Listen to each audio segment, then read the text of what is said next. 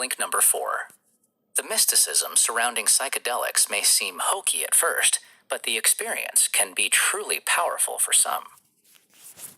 Believe it or not, Pollan felt somewhat underwhelmed after his first LSD experience.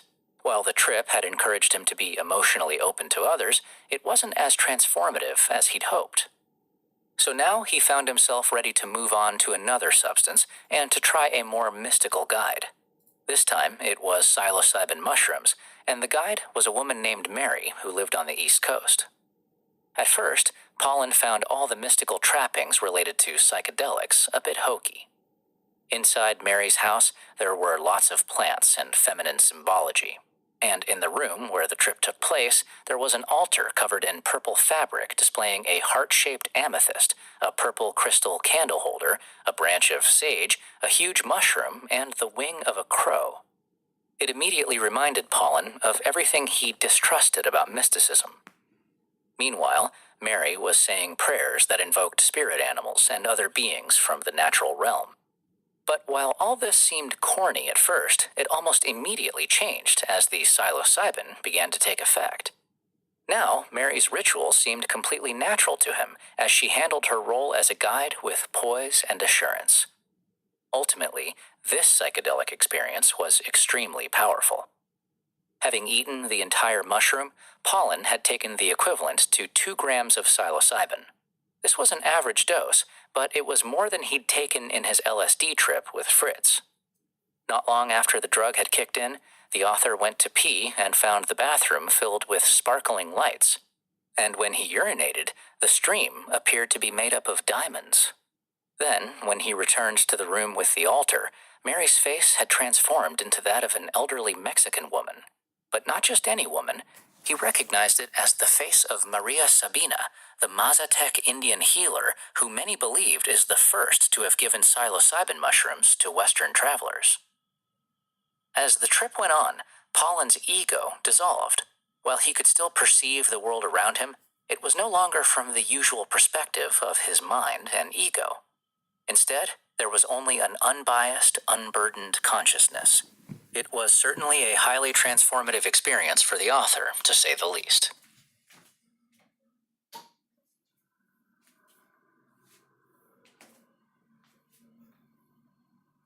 Blink number 5. Psychedelics make the brain more interconnected, which contributes to the hallucinatory experience. Hearing someone describe unusual lights and changing faces is one thing, but you may be wondering, what's really going on in the brain during a hallucinatory psychedelic trip?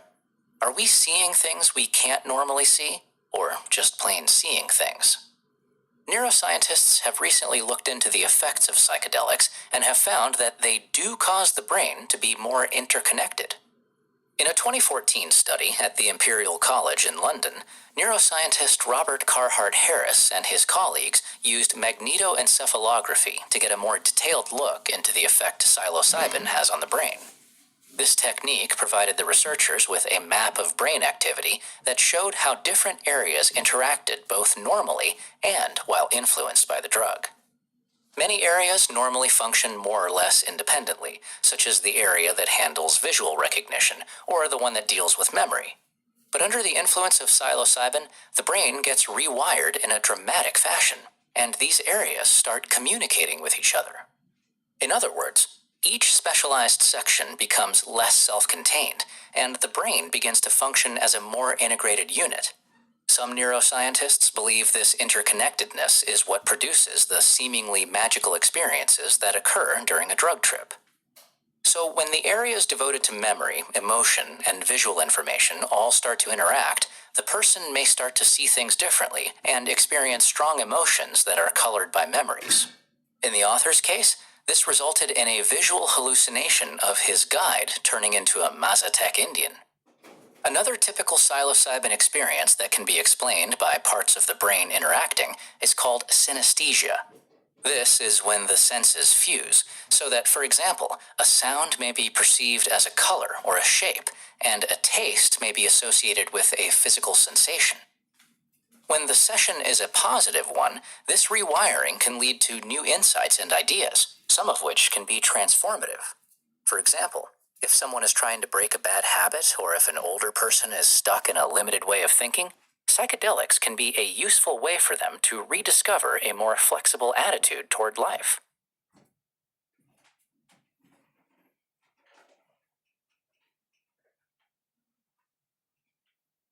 Blink number 6. Psychedelics are also being introduced to hospitals as a treatment for terminally ill patients. Not all hospitals are the same. Certainly, they aren't all equipped with state-of-the-art equipment, sterile white rooms, and rows of patients recovering in beds. At the New York City Hospital, you'll find a very different kind of hospital room, one that's furnished like a cozy living room, complete with recliners and couches. This room is a special one, reserved for terminal patients looking to receive a treatment of psychedelic drugs in comfort. Research has shown that psilocybin and other psychedelic drugs can reduce anxiety and depression in patients with a terminal disease, thereby helping them to die a more peaceful death.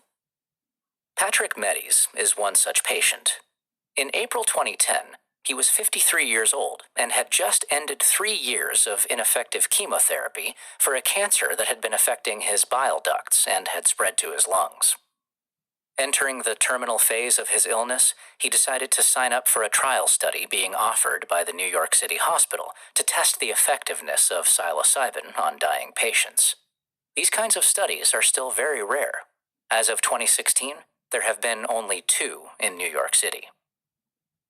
There were 2 sessions for the study that Medes had joined, one with a placebo of niacin and one with a 25 milligram dose of psilocybin. While Medes was on the drug, he had some remarkable experiences. In one session, he met his brother's wife, Ruth, who had passed away from cancer years before. He also saw other strong female figures, including Michelle Obama, and began to better understand how strong a mother's love can be for any child. Thanks to the psilocybin, Medes felt as if he was being born again. Even though this was a peaceful experience for Medes, it did cause him to cry and his breathing to become labored at times. As a result, his guides at the hospital were worried that it might be too much. At one point, Medes said, birth and death were both hard work, and then he raised his legs and began acting as if he were delivering a baby. Clearly, it was an intense experience for Medes, but it was also beneficial since it allowed him to reconcile the cycle of life and death. In the end, the results of the trial proved to be a success, with an impressive 80% reduction in the anxiety and depression of the participants. Further trial studies have been launched to confirm these results, so we'll have to wait and see if psychedelic treatment becomes a widespread option for terminal patients. Blink number 7. Evidence shows that taking psychedelics can change people's perspective on life and help cure addiction. Here's a question for you. What do astronauts and someone taking a psychedelic drug have in common? No, it doesn't have anything to do with getting high. It's about getting a new perspective on life. During the era of NASA's famous Apollo missions, over a dozen astronauts traveled to the moon, and many of them have spoken of the radically transformative experience that occurs when you're able to see Earth from a new perspective. It suddenly seems so fragile when seen as nothing more than a small blue orb surrounded by the infinite vastness of space. As part of the Apollo 14 mission, astronaut Edgar Mitchell spoke of having a deeply mystical moment when contemplating his home planet from the spaceship. He referred to it as a Savikalpa Samadhi, an Indian term that refers to the moment when your ego completely dissolves and merges with the infinite universe. Sure enough, people who've taken psychedelic drugs often experience a similar shift in perspective. They'll speak of having the realization that everything on the planet is connected, like one living organism, or that we're all made up of the same elements that are in the stars, which is something we now know to be scientifically true. We also know that psychedelic perspective-shifting experiences can be useful in more ways than one. They can also help people kick an addiction. In 2009, psychologist Matthew Johnson launched a study at Johns Hopkins University to determine whether psychedelics could assist long-term smokers in quitting. After going through some initial cognitive behavioral coaching, participants were then guided through a series of psilocybin sessions over the span of a year. Along the way, they underwent regular carbon monoxide tests to monitor their abstinence from smoking. While the study was small, with only 15 participants, the success rate was huge. After 6 months, 80% had remained abstinent, and after a year, 67% were successful. This result is far and away better than any non-smoking treatment currently available. What's interesting is that patients who reported having more intense and transformative sessions were more likely to stay abstinent. It's all very promising, but further tests are required to determine exactly why this works.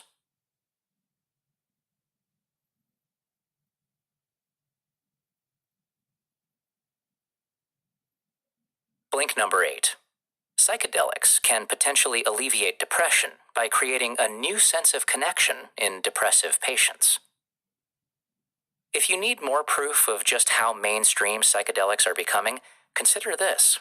In 2017, the U.S. Food and Drug Administration, FDA, requested a study to see how effective psychedelics are at curing depression. After all, clinical depression remains a widespread illness despite the efforts of prescription pharmaceuticals. So far, the studies show that psychedelics are indeed effective at alleviating depression. Some of the first positive signs came from a 2016 study by the neuroscientist Robin Carhart-Harris at London's Imperial College. He tested the effects of psilocybin on 6 women and 6 men, all of whom suffered from chronic depression and had attempted other cures without any success at least twice. After 1 week of treatments, a remarkable 80% reported an improvement in their symptoms, while over 60% said their depression was gone completely. With these impressive results, the study was expanded to include 20 people who received a week of treatment, but this time the patients were also checked 6 months after their treatments. After this longer period, the results were less perfect, with only 6 patients reporting that they were still completely free of depression. But this result may simply mean that some patients will need to repeat the psilocybin treatments every few months to sustain the benefits. Whatever the case may be, these early tests suggest that psychedelics could be preferable to the pharmaceuticals currently being used, which generally call for daily usage and often have debilitating side effects. Again, more studies are currently underway to see if the benefits can be substantiated. But we already know that one of the ways psychedelics soothe depression is by allowing patients to find a new sense of connection in their lives. When interviewing the participants in the Imperial College study, clinical psychologist Rosalind Watts sought to discover what exactly had changed for those who'd found relief. The overwhelming response was that they'd experienced depression as a state of disconnection from other people, their younger selves, their spiritual beliefs, even the things around them that they looked at and touched. Typically, a depressive person could look at an orchid or anything of beauty and fail to feel a sense of happiness or any of the positive emotions associated with nature or beauty. But according to the patients, psilocybin seems to have the power to reconnect them to the world and to the people in their lives, at least for a while. While we wait for more data and test results to emerge, we must acknowledge that there is a potential antidote to the very dire problem of depression and other psychological disorders that affects large numbers of people throughout the world. What was once dismissed as dangerous may in fact be a key to future happiness for those suffering.